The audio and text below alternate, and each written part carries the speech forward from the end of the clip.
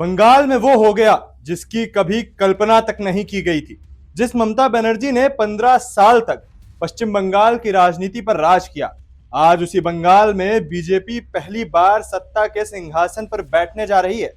और इस ऐतिहासिक जीत का चेहरा बने हैं नंदीग्राम के नायक शुभेंदु अधिकारी।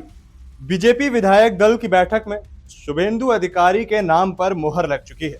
अमित शाह की मौजूदगी में विधायक दल ने सर्वसम्मति से उन्हें नेता चुना है और अब तय हो गया है कि पश्चिम बंगाल के अगले मुख्यमंत्री होंगे शुभेंदु अधिकारी। दिलचस्प बात यह है कि शुभेंदु वही नेता हैं जिन्होंने सिर्फ एक बार नहीं बल्कि दो बार ममता बनर्जी को चुनावी मैदान में हराकर बंगाल की राजनीति का पूरा गेम बदल दिया।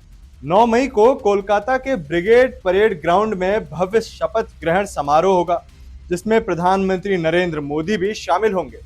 तो आखिर कैसे बना नंदीग्राम का नायक बंगाल का सबसे बड़ा अधिकारी? कैसे बीजेपी ने पहली बार बंगाल का किला फतेह किया? और ममता युग के अंत के बाद अब बंगाल की राजनीति किस दिशा में जाएगी? देखिए हमारी एक खास रिपोर्ट।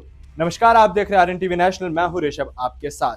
शुभेंदु पर शाह की मुहर। पश्चिम बंगाल की राजनीति में अब नया अध्याय शुरू हो चुका है। बीजेपी विधायक दल की बैठक में शुभेंदु अधिकारी को सर्वसम्मति से विधायक दल का नेता चुन लिया गया है। कोलकाता में हुई इस अहम बैठक में केंद्रीय गृह मंत्री अमित शाह बतौर पर्यवेक्षक मौजूद रहे। बैठक में केंद्रीय मंत्री भूपेंद्र यादव और बीजेपी के बंगाल प्रभारी सुनील बंसल शामिल हुए। दरअसल शाह के बंगाल पहुंचते ही राजनीतिक संकेत मिलने लगे थे। जब एयरपोर्ट पर शुभेंदु अधिकारी उन्हें रिसीव करने पहुंचे, तब शाह ने जिस तरह उनकी पीठ थपथपाई, उसी वक्त से कयास तेज हो गए थे कि बंगाल बीजेपी की कामना शुभेंदु को सौंप सकती है। बैठक से पहले अमित शाह ने दक्षिणेश्वर काली मंदिर में पूजा अर्चना भी की और जीत के लिए माता रानी का आभार जताया। इसके बाद विधायक दल की बैठक में शुभेंदु के नाम पर अंतिम मुहर लग गई। नंदीग्राम से भवानीपुर तक ममता पर डबल वार। शुभेंदु अधिकारी की सबसे बड़ी ताकत उनका चुनावी रिकॉर्ड रहा है। वो नेता जिन्होंने ममता बनर्जी को सिर्फ एक बार नहीं बल्कि 2 अलग अलग चुनावों में हराया। 2021 में नंदीग्राम में शुभेंदु अधिकारी ने ममता बनर्जी को हराकर पूरे देश का ध्यान अपनी ओर खींचा था। ये वही नंदीग्राम था जहां से ममता बनर्जी ने कभी वामपंथियों की सत्ता उखाड़ फेंकी थी। हालांकि बाद में ममता ने भवानीपुर से उपचुनाव जीतकर सत्ता बचा ली थी, लेकिन 2026 में शुभेंदु ने भवानीपुर में भी ममता को बड़े अंतर से हराकर साफ कर दिया कि बंगाल की राजनीति अब बदल चुकी है। यही वजह है कि बीजेपी के भीतर शुभेंदु की दावेदारी सबसे मजबूत मानी गई। अब वही नंदीग्राम का नायक बंगाल का नया मुख्यमंत्री बनने जा रहा है। 207 सीटों का आर्किटेक्ट। बीजेपी की ऐतिहासिक जीत के पीछे अगर किसी एक चेहरे की सबसे ज्यादा चर्चा है तो वो है शुभेंदु अधिकारी। पश्चिम बंगाल विधानसभा चुनाव में बीजेपी ने 2/3 बहुमत हासिल करते हुए 207 सीटों का आंकड़ा पार किया। राज्य के इतिहास में पहली बार बीजेपी सरकार बनाने जा रही है। राजनीतिक विश्लेषकों के मुताबिक शुभेंदु अधिकारी सिर्फ चुनावी चेहरा नहीं थे, बल्कि पूरी रणनीति के आर्किटेक्ट थे। उन्होंने संगठन, बूथ मैनेजमेंट और हिंदुत्व की राजनीति को जमीनी स्तर तक पहुंचाया। नेता प्रतिपक्ष रहने के दौरान उन्होंने लगातार ममता सरकार को घेरा और खुद को बीजेपी के सबसे मजबूत बंगाली चेहरे के तौर पर स्थापित किया।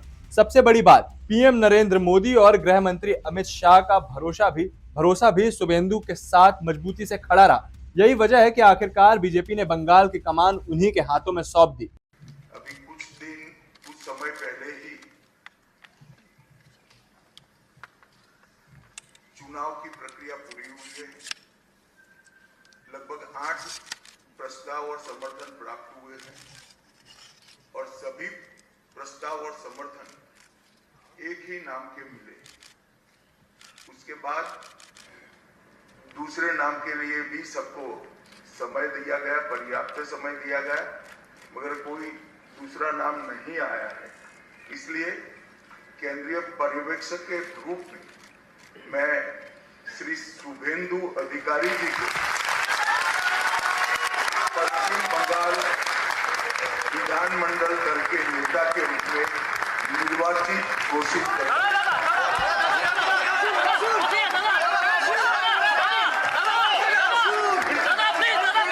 दो डिप्टी सीएम फॉर्मूला।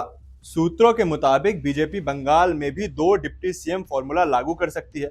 खबर है कि नई सरकार में 2 उप मुख्यमंत्री बनाए जाएंगे, जिनमें से एक महिला नेता हो सकती है। 9 मई को होने वाले शपथ ग्रहण समारोह में करीब 26 से 27 मंत्रियों के शपथ लेने की संभावना है। शपथ ग्रहण समारोह को भव्य बनाने की तैयारी की गई है। कोलकाता के ब्रिगेड परेड ग्राउंड में सुबह 11 बजे समारोह होगा, जिसमें प्रधानमंत्री नरेंद्र मोदी भी शामिल होंगे। पीएम मोदी की यात्रा को लेकर कोलकाता ट्रैफिक पुलिस ने विशेष ट्रैफिक एडवाइजरी भी जारी कर दी है। बीजेपी इस शपथ ग्रहण को सिर्फ सत्ता परिवर्तन नहीं, बल्कि नए बंगाल की शुरुआत के तौर पर पेश करना चाहती है।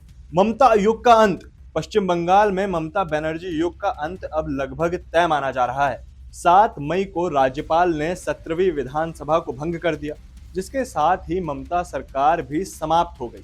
बताया गया कि ममता बनर्जी ने इस्तीफा देने से इनकार कर दिया था, लेकिन विधानसभा का कार्यकाल पूरा होने के बाद राज्यपाल ने उसे भंग कर दिया। शुभेंदु अधिकारी के छोटे भाई और पूर्व केंद्रीय राज्य मंत्री दिव्येंदु अधिकारी भी ममता पर संविधान का सम्मान न करने का आरोप लगाया।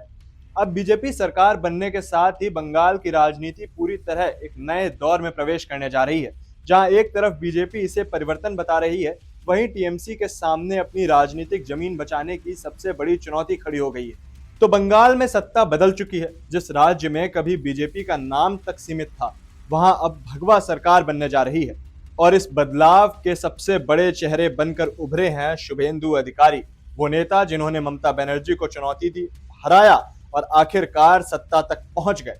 अब सबकी नजरें 9 मई पर हैं, जब कोलकाता के ब्रिगेड परेड ग्राउंड में शुभेंदु अधिकारी मुख्यमंत्री पद की शपथ लेंगे और बंगाल में बीजेपी सरकार का नया अध्याय शुरू होगा। कैसा होगा नया बंगाल? क्या शुभेंदु अधिकारी बीजेपी की उम्मीदों पर खरे उतर पाएंगे और क्या ममता बनर्जी की राजनीति वापस कर पाएगी? फिलहाल इतना ही। देखते रहिए दुनिया और देश की तमाम बड़ी खबरों के लिए आरएन टीवी नेशनल। मैं हूं ऋषभ आपके साथ।